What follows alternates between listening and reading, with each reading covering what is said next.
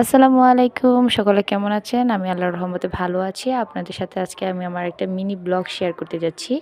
তো সকাল, সকাল রেডি হয়ে গেলাম আর সাথে শাশুড়িকে নিয়ে নিলাম। কারণ সামনে হচ্ছে আমার ননদের বিয়ে। ডিসেম্বর মাস মানেই বিয়ে, বিয়ে, বিয়ে। তো আমি এখানে দেখেন কিছু কেনাকাটা বলতে আমি খালি শাড়িই কিনেছি। আর এটা হচ্ছে আমার জন্য কিনেছি। আর কেমন হয়েছে অবশ্যই জানাবে। আর এটা আমি আমার শাশুড়ির জন্য কিনেছি। যেহেতু মুরুব্বি মানুষ, তো ওনারকে এটা পরলে ভালো লাগবে। আর আমি এত গর্জিয়াস শাড়ি কিনিনি বিয়েতে, কারণ হচ্ছে আমার বাচ্চা আছে। বাচ্চা সামলাবো না শাড়ি সামলাবো। আসতে না আসতে এক জায়গা থেকে কল এসে গেছে যে আমাদেরকে আবার দাওয়াতে যেতে হবে, মানে আমার কাকা শ্বশুরের বাসায়। জাস্ট আমি হিজাবটা চেঞ্জ করে এই যে যাইতেই আমাদেরকে নাস্তা দিয়ে দিছে আর আমি আমার ছেলেকে খাওয়াতে বসে গেছি।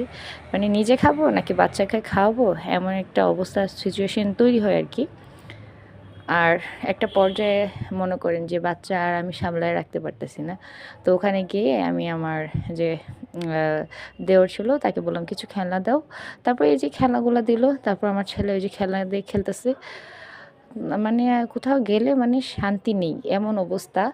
আমি না খুব ভয় পাই। এই যে বাক্সতে কতগুলা খেলনা আছে, তো আমি ভাবতেছিলাম কোনটা সে সিলেক্ট করে দেখি। তো একটা পর্যায়ে অ্যাকুরিয়াম দেখে সে বারবার ভয় পেয়ে তার চাচ্চুকে বারবার জড়িয়ে ধরছে।